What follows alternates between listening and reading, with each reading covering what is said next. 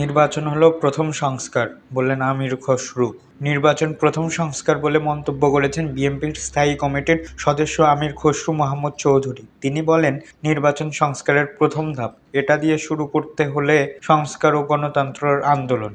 শুক্রবার দুপুরে যুক্তরাষ্ট্রের বিএনপি অঙ্গ সংগঠনে নেতাকর্মীদের সঙ্গে রাজধানীর শেরেবাংলা নগরের প্রতিষ্ঠাতা শাহাদত শহীদ জিয়াউর রহমানের কবরে শ্রদ্ধা নিবেদন শেষে সাংবাদিকদের সঙ্গে আলাপ করে আমির খসরু এ কথা বলেন। এর আগে এই দিনে 15 বছর যুক্তরাষ্ট্র থেকে ফেরেন তারা।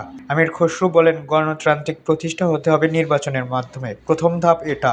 নির্বাচন হলো প্রথম সংস্কার, এটা দিয়ে শুরুতেই করতে হবে সংস্কার ও গণতন্ত্রের আন্দোলনে। যে পরিবর্তনের প্রত্যাশা, সেটা গণতান্ত্রিক প্রক্রিয়ার মাধ্যমে হবে বলে আগামী দিনে যুক্তরাষ্ট্র থেকে আসা নেতাদের প্রসঙ্গে তিনি বলেন, ওই লোকগুলো গত 16 বছরে যুক্তরাষ্ট্রের ফ্যাসিবাদ বিরোধী, স্বৈরাচার বিরোধী আন্দোলনে সোচ্চার ছিলেন। তারা হোয়াইট হাউসের সামনে, ক্যাপিটাল হিলে, ওয়ার্ল্ড ব্যাংকের সামনে স্বৈরাচার হাসিনার বিরুদ্ধে লড়েছেন, তাদের সামনে গিয়ে প্রতিবাদ করেছেন, তাদের সামনে দাঁড়িয়ে স্লোগান দিয়েছেন, এই এমন সারা দেশ ছাড়া আত্মীয় স্বজনের বিরুদ্ধে মামলা আছে। এদের অনেক ব্যবসা হারিয়েছেন, চাকরি হারিয়েছেন, এদের পরিবারে অনেক লোকজন জীবনও দিয়েছেন। বিএনপির এই নীতি নির্ধারক। আমরা আন্দোলনের কথা বলি, আন্দোলনে একদিনে হয়নি। আন্দোলন গত 15-16 বছর ত্যাগের শিকার, সেটা মানুষ ভুলে যায়।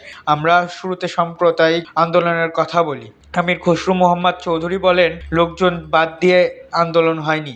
এরা যুক্তরাষ্ট্র সরকার, যুক্তরাষ্ট্রের বিভিন্ন সংস্থার উপর চাপ সৃষ্টি করেছে, যার কারণে পরিবার বাংলাদেশের অনেক ক্ষতির সম্মুখীন হয়েছে। ওই লোকগুলো 15 বছরে দেশে আসতে পারেনি, তাদের পরিবার আত্মীয় স্বজন দেখতে পায়নি।